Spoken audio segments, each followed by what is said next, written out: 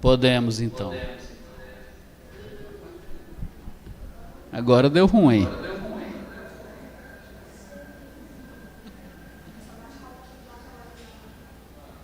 Oi. Oi, som testando. Então vamos lá, gente. Sem mais delongas, depois de alguns problemas técnicos, enfim. Curiosamente, os problemas técnicos vieram agora no momento que a gente vai falar um pouquinho de tecnologia de comunicação. Coincidência ou não. Bom, boa tarde novamente a todos, a todas. Todos que estão aqui, todos que estão no Sali, que estão acompanhando a gente pelo YouTube. Agradecer novamente a presença de todos que estão acompanhando a gente todos esses dias pelo YouTube, que tem mandado uma série de recados. Nós temos a presença de 2 jovens ali que vieram a brilhantar o nosso bate-papo literário. Você está zangado, jovem? O que houve? Você não gostaria de estar aqui, você gostaria de estar comprando presentinhos para você, não é? Imaginei.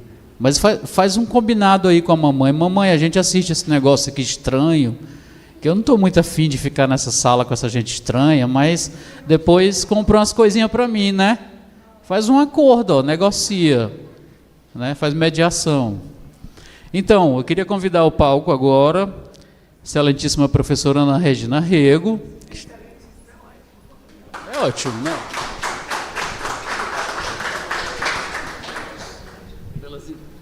Desculpe pelas intercorrências do dia, muito obrigado pela presença e pela paciência. Eu queria chamar... Pega o microfone, querida. Boa tarde a todos e todes. Depois eu penso se eu aceito as desculpas. Tá bom, eu estou confiando aqui. Eu queria chamar 3 autores e organizadores que estão aqui, os outros não conseguiram chegar pela mudança de horário, não? Mas a gente tem aqui Raniele Leal, que é a doutora Raniele Leal. Palmas para a doutora Daniele Leal, por favor. O mestre Luzi Silva. Palmas. E a mestra Carolene Veras. Carolene Veras. O látis nessa mesa hoje está pesado aqui. Oi? Né? O látis está pesado hoje. Aqui o látis está pesado. Todo. Muito e aquele bem. garotinho que está ali... Você não vem não, Marco Antônio, para cá? Não? Não, Marco Antônio. É o meu neto. Seu neto? É exatamente. Nossa. A pessoa. É meu neto. Professora, mas a senhora é tão nova, tem um neto. Pois é, também acho. Né? Fazer o quê? Mas tem, ó. E é lindo, maravilhoso. Legal, veio ver a vovó. Parabéns, está aqui para ver a vovó, cara. Parabéns. Parabéns.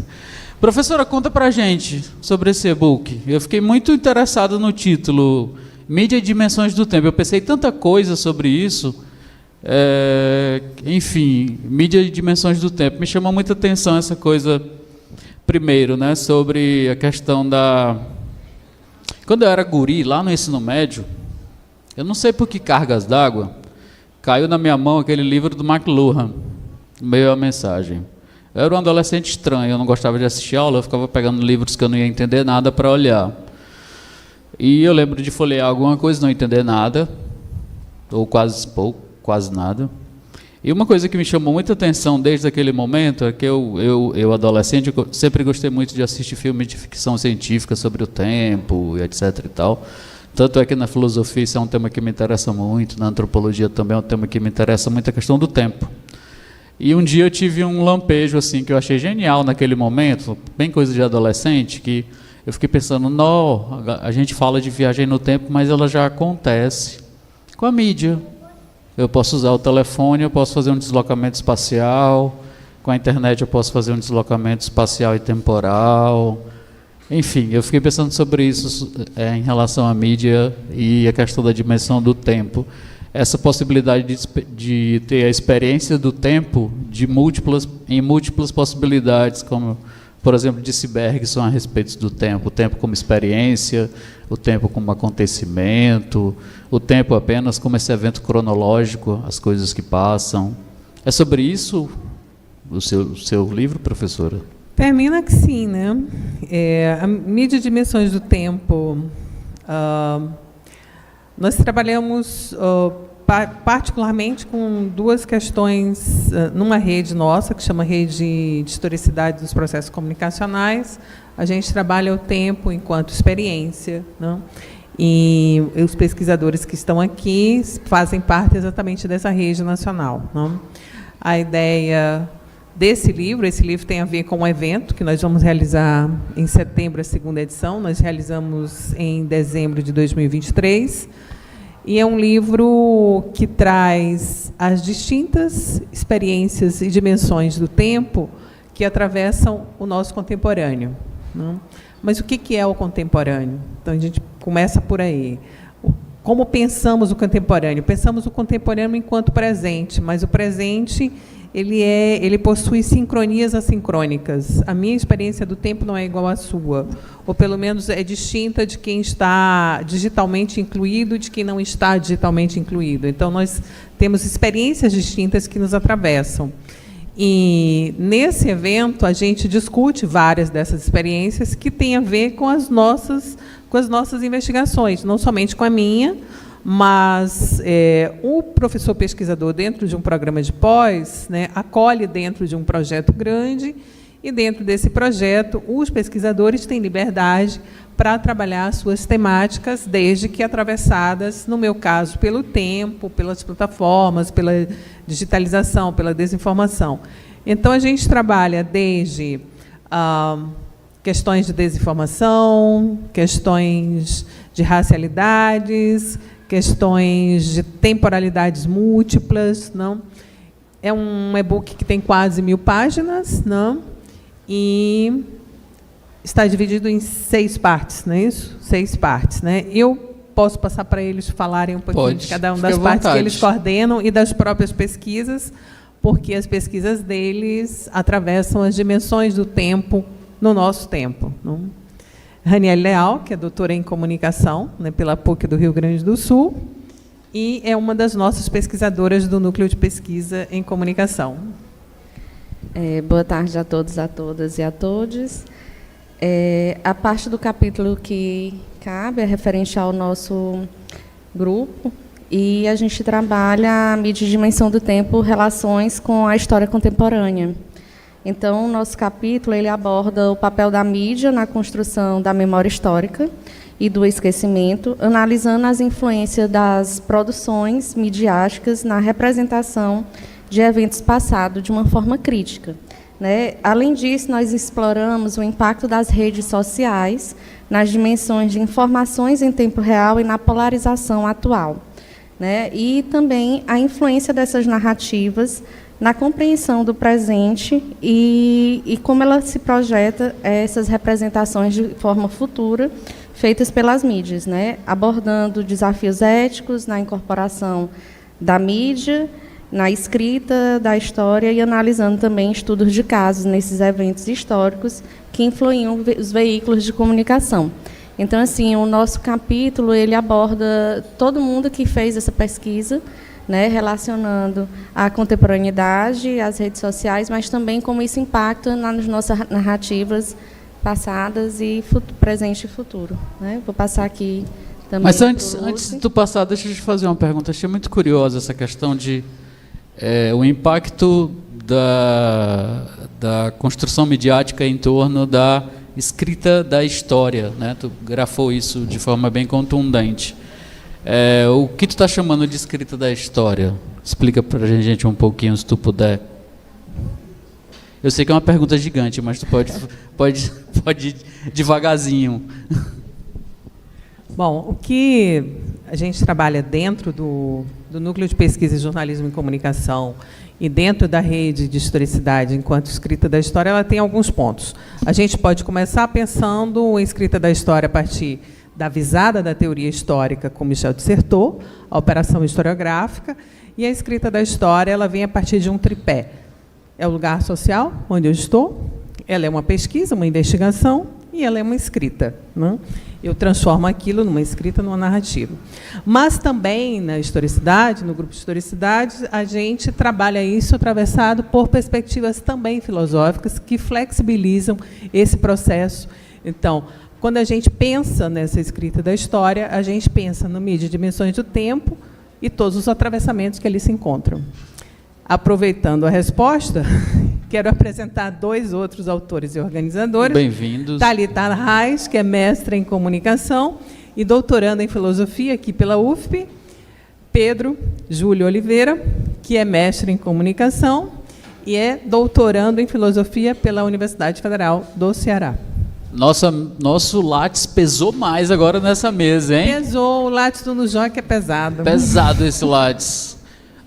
Professora, eu ia fazer essa pergunta depois, mas já que os dois filósofos chegaram... Tem dois filósofos vamos e tem aproveitar, dois de comunicação ali também. Vamos aproveitar a questão.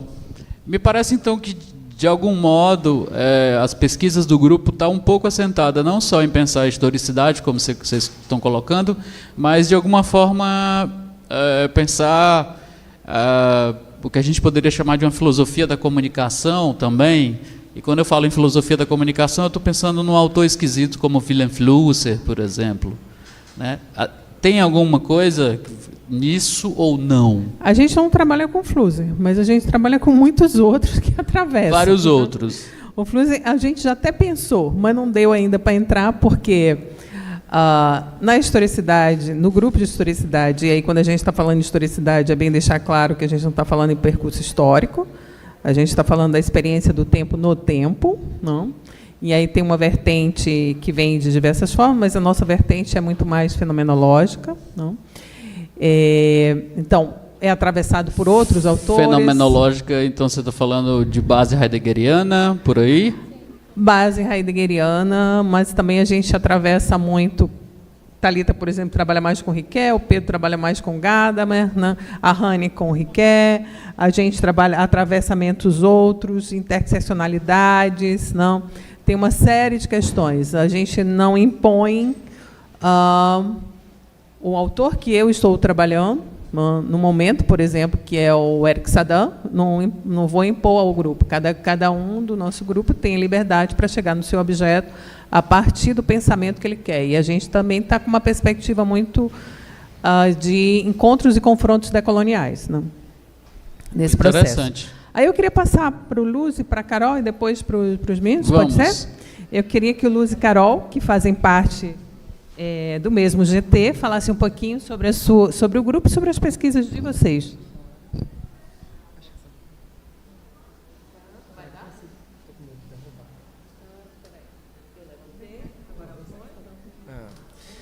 Boa tarde, pessoal. Boa tarde também. Boa tarde. Sempre dizer que é um prazer, né, estar com a professora, com o pessoal do nosso grupo de pesquisa, que é bem amplo mesmo, né? Então, quando eu tive a oportunidade de estar em interação com a professora Ana Regina, que aceitou, dentro de uns contextos outros, né, a pesquisa especificamente do meu mestrado, ela realmente permitiu essa ampliação, né, de caminhos, de abordagens, de trazer incrementos daquilo que eu pesquiso, que é sobre hipersexualização de corpos gays negros em aplicativo de relacionamentos, mas também dentro da mídia comunicativa. E aí ela conseguiu me direcionar para outros caminhos também. Então, a gente tem um leque muito grande mesmo, assim, de abordagem, perspectivas. Então, o grupo ele vai se unindo à medida em que a gente vai avançando com os nossos trabalhos.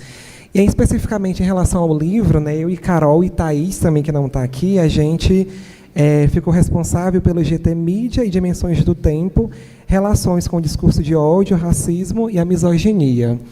Então, do título, a gente consegue perceber, né, a amplitude de atravessamentos que a gente se propõe enquanto GT a discutir, a abordar, a pensar esses processos e elementos sociais nesses atravessamentos do tempo.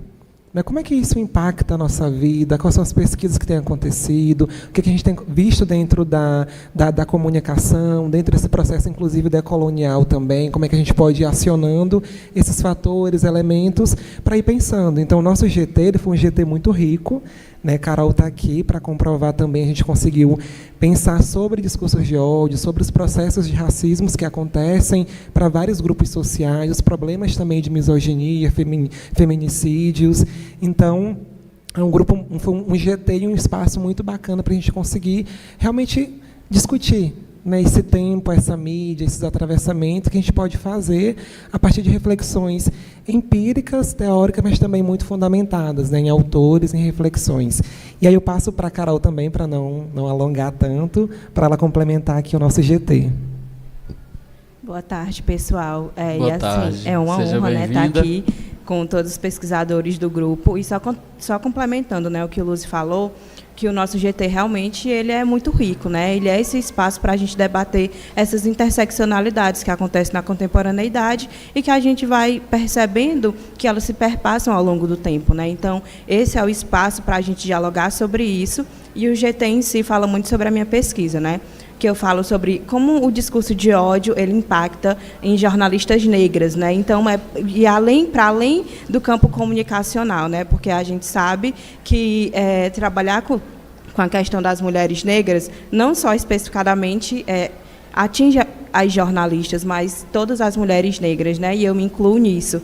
Então, o GT, assim, né? Eu tenho um carinho muito especial porque ele faz muito parte da minha pesquisa, né? Então, me ajudou também nesse processo de construção, né? Tá em diálogo com outros pesquisadores que também estão discutindo sobre essa temática. Eu vou passar para os outros para não alongar muito. Tá bom, obrigado, querida. Por enquanto não, vamos girar um pouquinho a conversa. Então, Thalita Reis. Vai lá, filósofa e comunicadora. Olá, boa tarde a todos. Olá, jovens. Boa Sejam tarde a todos bem-vindos. e a todas. Muito obrigada pelo espaço, um prazer Obrigado mais a uma você. vez estar aqui com o grupo. Então, no ano passado, durante o evento, nós tivemos o prazer de coordenar, eu e o Pedro juntos, o GT de Mídia e Dimensões do Tempo na vida plataformizada. Então, o objetivo do que a gente trouxe, né, dentro dessas discussões no grupo, nos grupos de trabalho que veio para o livro, foi perceber um pouco dessas experiências, como essa cultura cibernética, como essa cultura de rede, ela tem atravessado as nossas vidas e a nossa experiência com o nosso próprio tempo. Então, a gente trouxe um pouquinho da filosofia, que é o nosso momento, a gente está mais mergulhado agora, mas o nosso grupo de trabalho foi muito rico, e vocês vão poder perceber isso também na produção do livro, que vai perpassar ali, essa vida plataformizada vai perpassar desde um trabalho sobre comunicação, né, no sentido de como a gente se comporta nas redes, como os meios de comunicação têm trabalhado diante das redes, mas também algo mais, digamos assim, mais ontológico também, como a arte ela se perfaz nessa rede, na contemporaneidade, através desses espaços midiáticos e de comunicação, como essas experiências que a gente tem produzido, tem encontrado nesses contextos, eles têm impactado nas nossas relações cotidianas, especialmente nas nossas relações de reconhecimento, quando a gente percebe os discursos de ódio que a gente tem, né, tem sido alimentado na nossa cultura, e como isso tem sido impactado, como se a gente estivesse vivendo uma nova era, mas, na verdade, a gente está experimentando, talvez, um espaço com mais, digamos, bem entre aspas, mais liberdades para colocar para fora essa persona negativa que a gente tem. Então, essas performances também que ocorrem, então, tudo isso vocês vão encontrar nesse capítulo que está lá no nosso e-book, que foi pensado por todos nós com muito carinho. Vamos lá, vamos circular a palavra, então. Boa tarde a todos. Muito obrigado pelo convite, muito obrigado por esse espaço, né? A gente está aqui trazendo as nossas pesquisas para trazer para a comunidade de uma forma mais ampla, para a experiência coletiva de leitura, apreciação e reflexão sobre as nossas obras. E que o NUJOC tem muito disso, né? A dialética na sua plena força e vigor de existência, que é trazer os diálogos e as relações que se intercomunicam e que se trazem no sentido de, se formos citar aqui no decolonialismo, o Nego Bispo, na circularidade da nossa existência, dos diálogos que fazem com que a gente possa cada vez mais relacionar aquilo que a gente vive com aquilo que a gente pensa, e não distanciando o pensamento do corpo e da ação, mas trazendo em uma relação que é mais do que necessária. Então, citando a forma como a gente trabalhou no nosso GT, né, dentro do grupo de mídia e dimensões do tempo, foi muito nesse sentido, de trazer as relações que perpassam as existências, que são relações que hoje a gente não pode perder de vista, as relações que têm a ideia de plataformização, que não é só a rede social de relacionamento, mas a nosso próprio modo de viver.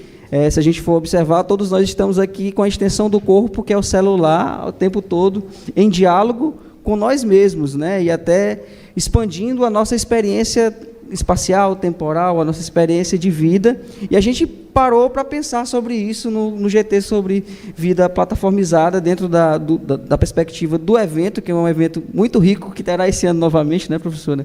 E que vai trazer essas discussões e, especificamente, dentro do que a gente estuda, eu e Thalita, a gente trabalha com hermenêutica, ela com o Paul Ricoeur, eu com o Gadamer, a gente confrontando e debatendo quase todo o tempo, mas um confronto mais do que necessário, porque faz com que a gente passe a perceber que a pesquisa, ela nos atravessa. Nós não apenas somos pesquisadores, como já foi pensado em um determinado momento da história do pensamento científico, que vai pensar o objeto. Não, nós somos parte, nós somos também relação, né? Pensando na perspectiva russeliana da intuição, nós também intuímos ao passo que nós nos deixamos conectar com os objetos. E a gente pensa justamente dentro dessa perspectiva quando a gente fala sobre a vida plataformizada, né? Se a gente quer pensar a nossa vida plataformizada, é necessário também que a gente pense o nosso modo de existir. Então, é um debate que vocês vão ver lá no capítulo, que a gente trava muito, não só nos capítulos que eu e Thalita assinamos, mas nos capítulos que outros autores assinam dentro dessa perspectiva da vida plataformizada, e nos diálogos, especialmente a professora Ana Regina é a nossa mestra quando fala sobre essa questão de pensar a existência, pensar a comunicação, pensar a hermenêutica como esse local justamente de ação, né? Não só um local de reflexão, mas um local reflexivo-acional. Então, a gente perpassa todo esse percurso reflexivo. Então, agradeço muito o espaço, espero que vocês leiam o livro, que está maravilhoso, aí disponível, para que a gente possa dialogar mais vezes. Maravilha. Temos mais uma novidade. Chegou mais uma mestra novidade, em comunicação, mais uma mestra. Thaís Guimarães. Nosso Lattes vai ficando mais pesado ainda. Boa e tem tarde. um tantão de ontologia aqui. Vamos lá. Boa tarde. Primeiro eu queria pedir desculpa pelo atraso. Imagina, a gente que pede desculpa pela mudança do horário, tá? Bom, a minha fala ela vai mais no sentido de dizer como é diferente esse processo de escrita, de organização de um livro, de artigos que são apresentados em um evento. Porque a escrita ela quase nunca é individual, né? A gente que estuda com Ricoeur, a gente sabe que não existe muito processo individual, tanto na leitura como na escrita. Mas em um evento onde um artigo é apresentado, a gente está submetido, não é submetido, a gente apresenta o nosso trabalho para um GT, para pessoas que vão assistir, que vão dar suas colaborações. Primeiro, a gente apresenta um resumo do que a gente quer escrever, e aí, tempos depois, a gente entrega o trabalho finalizado. E nessa apresentação desse resumo, dessa proposta, vem várias sugestões do que pode melhorar, do que poderia tirar, de um autor que poderia... Então, é um processo muito rico em coletividade, né? Então, eu acho que, para além desses nomes que aparecem na capa do livro, são dezenas de pessoas que têm alguma contribuição. E eu queria destacar um trabalho muito especial do nosso querido Igor Sacramento, que está publicado nesse livro, que ele colocou, o Igor ele partiu recentemente, e ele apresentou uma ideia de cisma que assim, me deixou... Quando eu vi o Igor falando sobre isso no evento, eu fiquei, meu Deus, o que esse homem está querendo falar sobre isso? Ele fala sobre a cisma sobre as vacinas. Ele não fala de desconfiança, então ele vai dizer que cisma é diferente de desconfiança. Desconfiança é uma coisa até passageira. A cisma é uma coisa que a gente carrega lá no nosso íntimo. Então, eu queria dar esse destaque para o trabalho do Igor, mas também são trabalhos maravilhosos, todo mundo aqui tem alguma contribuição. Maravilha. Só para avisar para quem está no YouTube que a professora Ana Regina vai estar lançando aqui no Salip, na livraria aqui do lado, A Seta do Tempo, que tem como subtítulo na livraria da UFP, Plataformas, Inteligência Artificial e Desinformação, foi publicado pela editora Mauá, tá? Se você está em casa vendo pelo YouTube, corre para cá, que a professora vai estar aqui lançando, conversando com todo mundo, autografando, enfim, cafezinho, água e tudo mais. E aí a gente continua falando... Esse espaço aqui é do meu pessoal, pronto. Vamos continuar falando sobre mídia e dimensões do tempo, então. Bom, eu queria marcar a presença do nosso excelentíssimo professor Washington Ramos, que está aqui, um eminente teórico da literatura piauiense, que faz um grande trabalho de resgate da história da literatura piauiense, já que a gente está falando sobre o tempo, né? Obrigado, professor, pela presença. E a todos vocês que chegaram depois, obrigado pela presença de vocês. Então vamos continuar falando. Chegou mais um autor, vai ter mais gente em cima do que embaixo. Mais gente subindo no palco. Vou pegar a cadeira. Eu acho que a gente pode inverter e sentar na plateia, talvez. O que é que vocês acham, gente?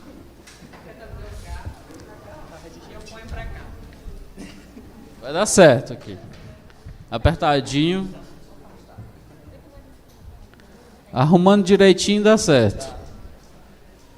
Esse é o Edson Mineiro. Deixa eu pegar o microfone. Esse é o Edson Mineiro, é mestre em comunicação pela Universidade Federal do Piauí e é membro do NUJOC, grande pesquisador. É um colaborador também aqui da Secretaria da Superintendência de Comunicação. Edson, fale um pouquinho sobre o seu GT, o seu trabalho. Ótimo.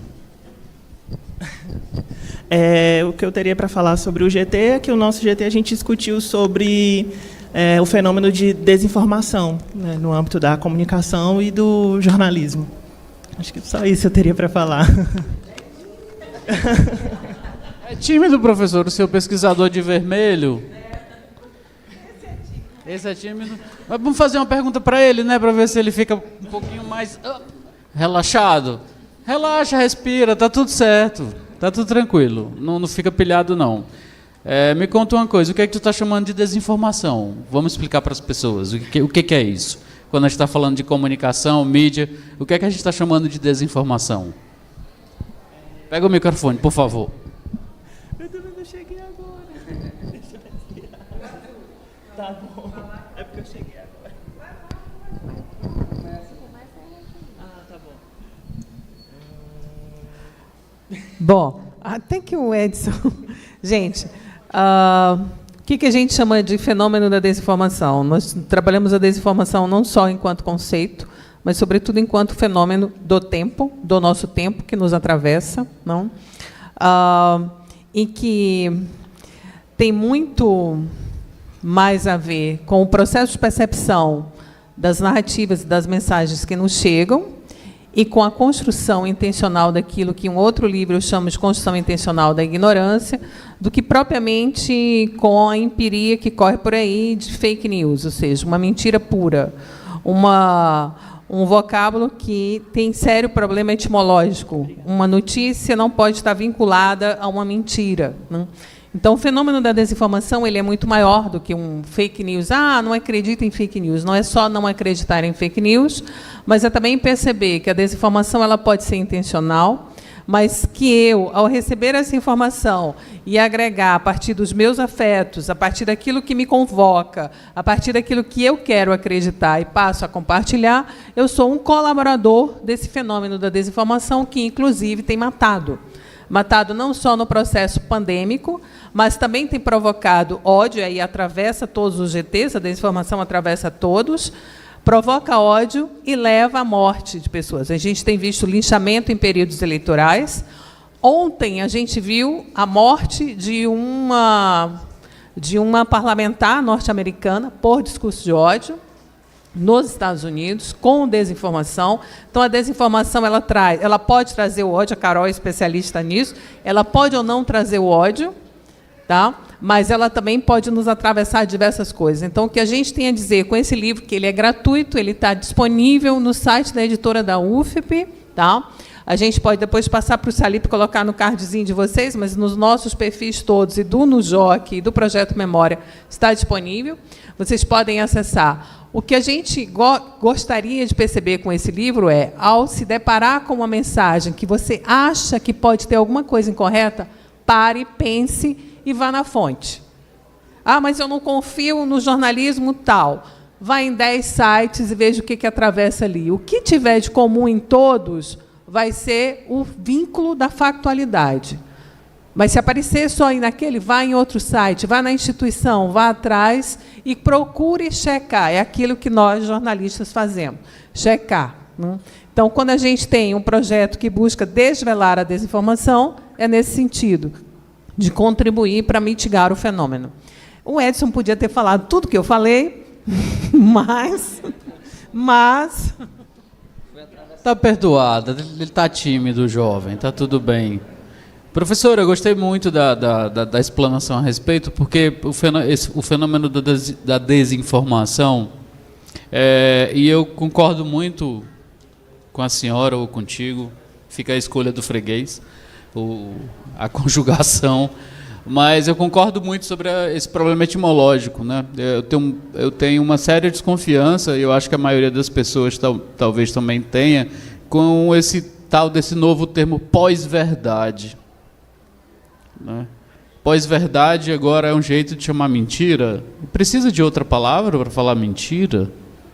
Essa é uma questão que eu acho muito complicada. E, enfim, pode responder? Então, deixa eu continuar e alguém responde. Vocês sorteiam entre vocês, tiram 0 ou 1 para alguém responder, tá? E aí, dentro disso, eu acho muito interessante essa discussão, gente, porque não só a gente está passando por um momento político delicadíssimo, não só no Brasil, mas no mundo inteiro, em que a gente há conhecimento de uma série de grupos que estão propagando uma grande quantidade de informações falsas, e isso, enfim, a gente não precisa passar muito tempo falando sobre isso, que pelo menos as últimas 2 eleições no Brasil, isso ficou muito claro, o momento pandêmico, isso ficou muito claro. Então, acho que esse tipo de trabalho de vocês é muito rico, por isso, não só dentro da comunicação, não só dentro da universidade. Isso é um trabalho que ultrapassa os muros da universidade e contribui efetivamente para o nosso processo político, para o nosso processo democrático. E eu acho que isso merece toda a honra e todos o mérito possível do trabalho de vocês, porque vocês estão contribuindo para, digamos, para a efetivação da nossa tão jovem democracia, né? Porque se a gente for olhar historicamente, o Brasil é um país não democrático, né? A democracia é a exceção no Brasil. Se a gente comparar os processos na história do Brasil, república, a gente vai ver que nós tivemos muito mais processos de não democracia do que democráticos, né? A nossa Constituição de 88 é a mais longeva de toda a história do nosso país. Então, eu acho que é muito importante esse trabalho de efetivação da democracia, né? E, enfim, novamente, parabenizo todos vocês por esse bonito trabalho. Então, quem vai falar sobre pós-verdade agora? Eu acho que é ela. Pode começar, a gente continua. Vai. Não, eu vou puxar um pouquinho para o Byung-Chul Han, né? Então, assim... na verdade, não é só a questão da mentira, né? Eu gosto muito de trazer o Byung-Chul Han, que é um filósofo sul-coreano que eu trabalho. Pode repetir o nome? Byung-Chul Han. Ah, o Chul Han, tá. Ele trabalha com pós-factual, né? Que seja pós-verdade factual. Então, não é só trazer uma mentira, porque o que está valendo hoje, se a gente for pegar pelo sensacionalismo, é esse que já existia, mas hoje com essa hiperconectividade, com a infomania que ele ganhou traz outra e proporção, tudo, né? Pegou uma outra proporção. E o que está valendo não é só a questão da busca pela verdade, é a questão de misturar, né, fatos que são verídicos, né, com a questão da mentira. Porque o que está valendo é o clique, o que está valendo é o volume que você está recebendo. E aquilo você recebe como verdade, né? Você não questiona. E aí a gente entra na questão da desinformação, complementando, que vai além também da própria violência. A gente chega na abdicação do pensamento crítico, a lá Hannah Arendt falava, né? Traz uma banalização. E, então, eu acho que não é só dizer que a pós-verdade é uma mentira, mas é compreender no contexto, no tempo histórico, como isso está sendo configurado, né? E que, por exemplo, no jornalismo, a gente busca uma verdade factual, né? E aí a gente já não está mais vendo isso, né? E é preciso que isso seja resgatado, né? Então, é minha colaboração, né? Vou passar aqui. Só complementando muito na mesma linha da Rani, né? Da gente, aí eu considero termos serem importantes para a gente determinar contextos, situações, para a gente conseguir, de fato, compreender e aprofundar discussões dentro disso. E pensando nesse gancho do jornalismo da Rani, né, mais do que dizer se é de verdade a questão da pós-verdade, a gente perceber e entender como essas ferramentas que operam hoje, elas são condicionadas ou não a levar a um determinado fato, a uma compreensão. Né, quais são as estratégias que as pessoas, como a professora colocou, que intencionalmente distribuem essa informação, como é que elas elas se articulam? O que está por trás disso tudo? Então, por que é importante a gente pensar sobre isso e esses conceitos? Então, para mim, parte muito desse lugar, de nós, enquanto jornalistas, comunicadores, pesquisadores, percebermos que a sociedade tem se comportado a partir de ferramentas altamente interconectadas para desinformar. E aí, qual é o impacto disso para a gente e para gerações futuras, pensando que a desinformação não surge agora? Ferramentas são novas, mas o processo em si, ele está aí desde muito tempo mesmo, sabe? Obrigado. Voltar aqui para o filósofo, para o nosso camarada... É do Gadamer ou é do Riquier? Sou Gadamer, É do time do Gadamer. Ela que é do time do Riquier, né? Tá certo. E a briga em casa é grande. É casal? Isso. Meu Deus do céu. Quem é que ganha essa briga? É grande músico, filho também do casal de músico. Minha gente, é músico, comunicador, filósofo, pai. Isso. Dá tempo, cara?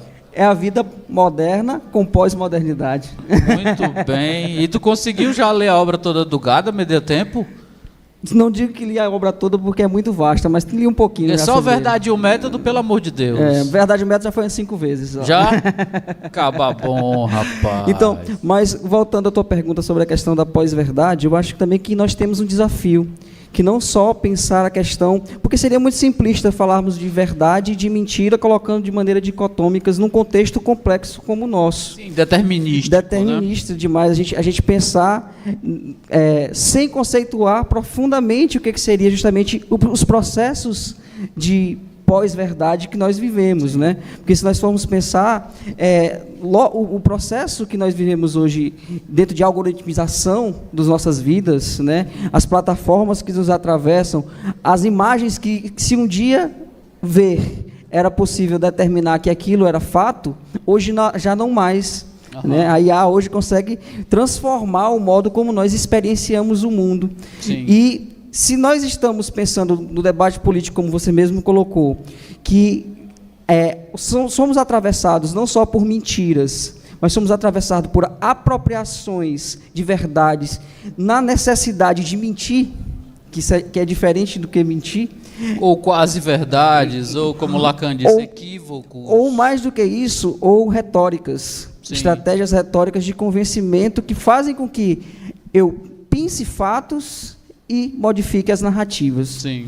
Então, a gente tem uma obrigação, enquanto pesquisadores, de pensar toda essa complexidade do que se coloca, porque nós estamos pensando dentro da área da comunicação. Sim, e a comunicação, ela, além de ser uma área que é apaixonante, ela tem uma característica que é fundamental, que ela é uma área de trânsito, ela é uma área interdisciplinar, ela é uma área que necessita que os diálogos sejam vivos. Sim. E trazer diálogos vivos é pôr em xeque justamente os conceitos que em determinado momento são naturalizados. Sim. Por isso que é importante que nós pensemos no debate, pensemos na forma como também nós temos que pensar as plataformas, temos que pensar a mídia de massa, nós temos que colocar a nossa energia de pesquisa justamente não para buscar um esclarecimento cego, mas para buscar as melhores e possíveis compreensões sobre aquilo que a gente vai buscar analisar. Então, quando a gente fala, por exemplo, da pós-verdade, a professora que é um ícone mundial para falar sobre desinformação,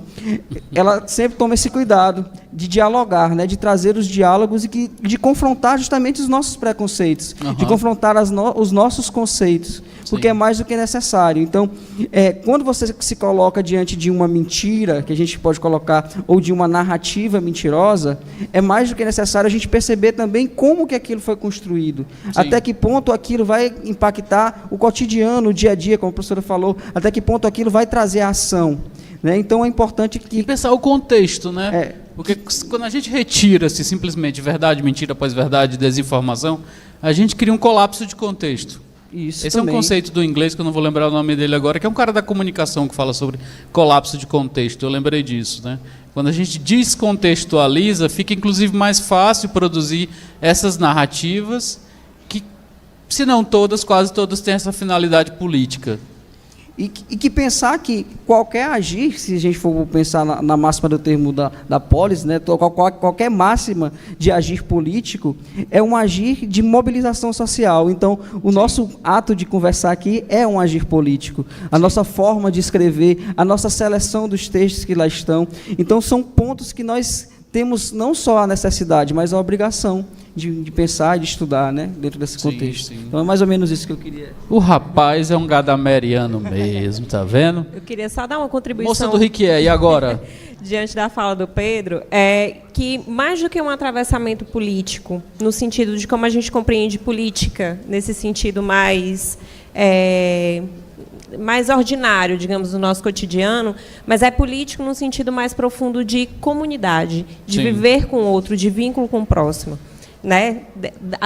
Os grandes filósofos, né, professor Elielton, sempre vão dizer que nós somos animais políticos, né? A gente aprende ainda Aristóteles, Rousseau, Thomas Hobbes, enfim, por aí vai.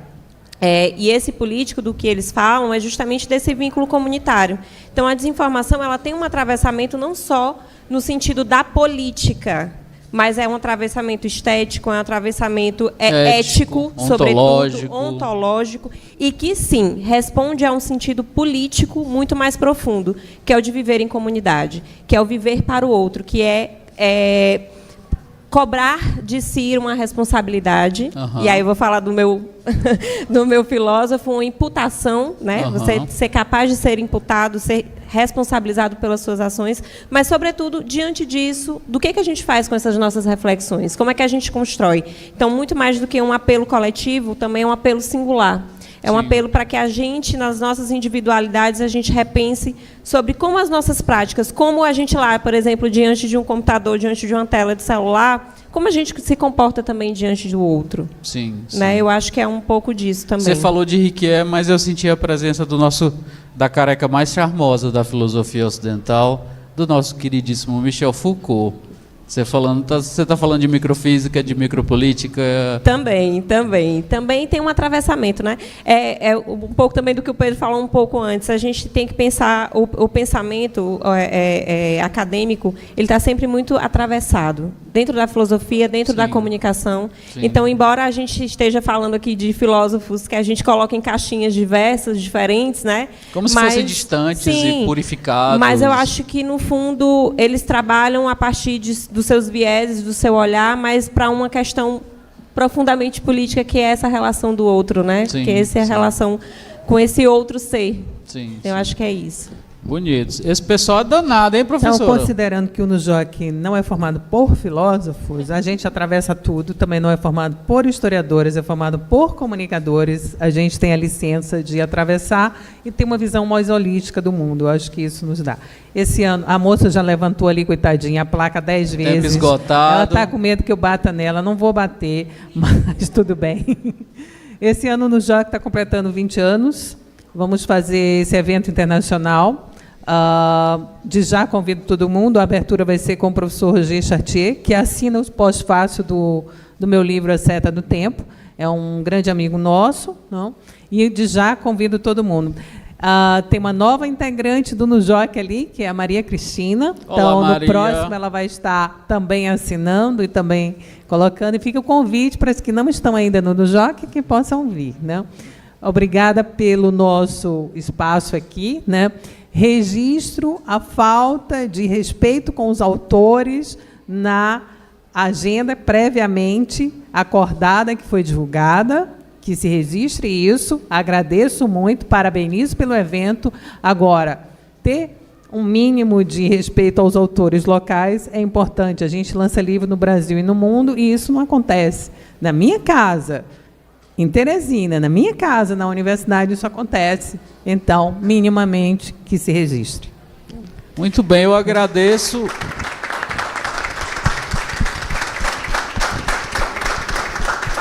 Igor, obrigada pela mediação difícil. Eu que agradeço. Foi maravilhoso. Se eu pudesse... Se aquela moça não tivesse levantando aquele papel com coitadinha está ali toda hora. Com tanta veemência, acho que a gente ficaria conversando até às 10 da noite facilmente notei. Aqui. Eu adorei conversar com vocês, maravilhoso. Eu, novamente, gostaria de parabenizar a professora pelo trabalho incansável de vocês e insisto no ponto que para mim é fundamental em toda essa conversa aqui, que algumas pessoas podem ter achado um pouco filosófico demais, um pouco teórico demais, um pouco acadêmico demais. No fim das contas, a gente está falando sobre efetivação de processos democráticos, a gente está falando de alteridade, sobre reconhecer o outro, a gente está falando, de algum modo, sobre possibilidades de se construir um mundo melhor. Eu acho que é isso que está aqui em discussão. Para além disso, nós todos temos os atravessamentos teóricos, filosóficos, teoria da história, teoria da comunicação, etc. Mas os nossos objetos empíricos, eles são objetos do cotidiano, da comunicação. Então, o que você vai encontrar nesse livro, quanto na Seta do Tempo, é aquilo que nos atravessa todos os dias. Então, novamente, muito obrigado, professora Ana Regina, a todos os participantes, que desculpa, eu não decorei o nome de todos. Tem tá? mais uma participante nova aqui, que é a Mayra Alessandra. No próximo livro Olá, ela vai Mayra. estar. Thaís Guimarães. Thaís Guimarães, obrigado. Carol Veras. Obrigado, Luz Carol. Silva. Obrigado, Luz. Rani Leal. Obrigado, Rani. Edson Mineiro. Obrigado, Edson. Thalita Reis. Obrigado, Thalita. E Pedro Júlio Oliveira. Obrigado, Túlio. A gente pode levantar e bater uma foto? Por favor, agora Antes vamos que ela fazer corra para nós, a foto. tá? Ela liberou ali uma foto. Vamos fazer a foto oficial, tá? Foto Lembrando, oficial. Ei, da UFP. Foto oficial. antes de largar os microfones, vamos lembrar, o livro da professora Ana Regina com essa turma maravilhosa pode ser acessado no site da editora da UFP, de graça, gente. Olha só baixar o PDF, ler o livro todo, postar, mandar para o amigo, no grupo da família, compartilhar. E a Seta do Tempo a gente vai estar lançando aqui do lado, na livraria da UFP, livraria Monsenhor Melo, agora. Então, corram. Saindo daqui para lá. Vamos bater o retrato.